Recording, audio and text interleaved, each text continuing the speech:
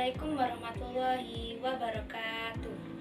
Perkenalkan, nama saya Ajeng Safitri dengan NIM 2023143250. Pada kesempatan kali ini, saya akan membahas tentang memahami konsep dasar bahasa dan budaya. Video ini saya buat untuk memenuhi tugas mata kuliah Bahasa dan Budaya yang diampu oleh Bapak Kabib Soleh. Semoga penjelasan yang saya sampaikan dapat memberikan pemahaman tentang pentingnya bahasa dan budaya dalam kehidupan kita sehari-hari. Baik, di sini ada konsep dasar bahasa dan budaya. Yang pertama, itu ada bahasa dan budaya adalah seperti dua sisi dari satu hal yang sama dan saling terkait. Contohnya, saat kita memakai kata-kata yang sopan, sebenarnya kita juga sedang menunjukkan nilai budaya sopan santun dalam masyarakat. Yang kedua, itu ada bahasa adalah cara utama untuk mengungkapkan dan mewariskan nilai, aturan, dan kebiasaan dalam budaya. Contohnya, cerita rakyat yang diceritakan melalui bahasa membantu kita memahami tradisi nenek moyang. Yang ketiga, itu lewat bahasa. Manusia bisa menyampaikan ide, cerita, sejarah, dan identitas budaya mereka. Contohnya, cerita tentang pahlawan daerah disampaikan lewat bahasa lokal agar generasi berikutnya mengenal dan melestarikannya. Selanjutnya itu ada peran bahasa sebagai media transmisi budaya. Yang pertama, itu bahasa adalah alat kita untuk berkomunikasi dan menyampaikan nilai-nilai serta kebiasaan budaya dari generasi satu ke generasi berikutnya. Contohnya, orang tua menceritakan tradisi keluarga kepada anak-anaknya menggunakan bahasa sehari-hari. Yang kedua, itu bahasa menjadi jembatan agar kita bisa mengerti dan menghargai keberagaman budaya dan sosial di sekitar kita. Contohnya, kita bisa belajar tentang budaya orang lain melalui bahasa mereka, seperti saat belajar bahasa daerah atau bahasa asing.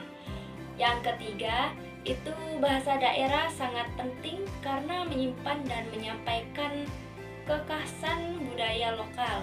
Contohnya, lagu-lagu daerah menggunakan bahasa lokal yang mengandung cerita dan nilai budaya khas daerah tersebut.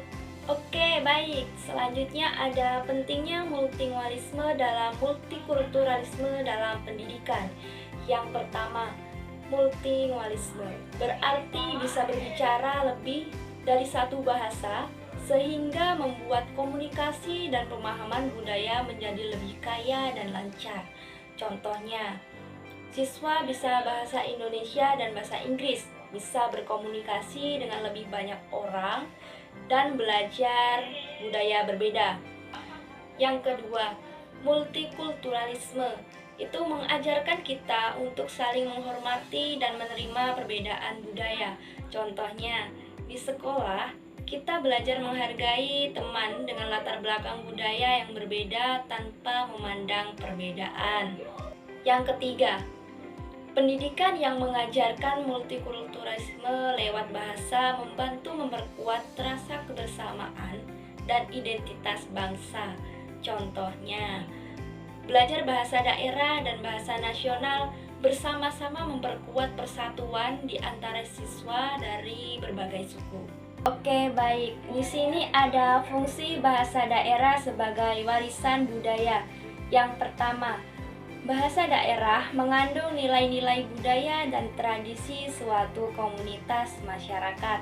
Contohnya, saat orang Jawa bilang ngajeni atau menghormati, itu menunjukkan budaya sopan santun yang dijaga oleh masyarakat Jawa.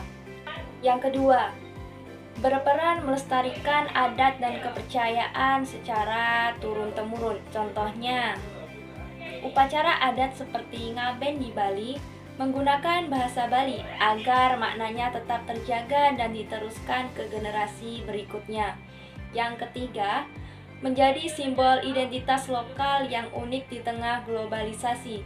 Contohnya, Orang-orang bisa berbahasa Minang atau Batak akan dikenal berasal dari Sumatera Barat atau Sumatera Utara.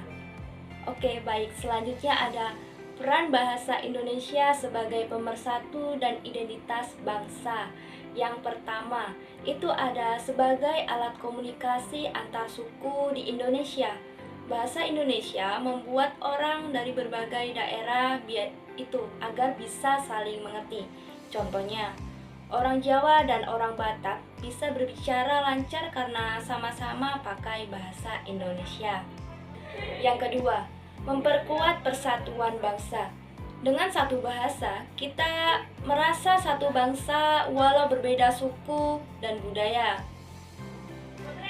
Contohnya, saat upacara bendera di sekolah, semua pakai bahasa Indonesia. Yang ketiga, sebagai identitas nasional dan sarana pendidikan. Bahasa Indonesia menunjukkan jati diri bangsa dan digunakan di sekolah untuk belajar. Contohnya itu buku pelajaran dan ujian nasional menggunakan bahasa Indonesia. Baik, jadi kesimpulannya, bahasa itu berperan sebagai alat komunikasi dan media pelestarian budaya, sekaligus sebagai pemersatu bangsa Indonesia yang beragam. Bahasa Indonesia menghubungkan berbagai suku dan daerah serta memperkuat identitas nasional dan kebudayaan bangsa. Pelestarian bahasa daerah juga penting sebagai warisan budaya yang harus dijaga. Baik, itulah materi yang saya sampaikan. Jika ada salah, saya memohon maaf dan terima kasih sudah menyaksikan video sampai akhir. Saya akhiri. Wassalamualaikum warahmatullahi wabarakatuh.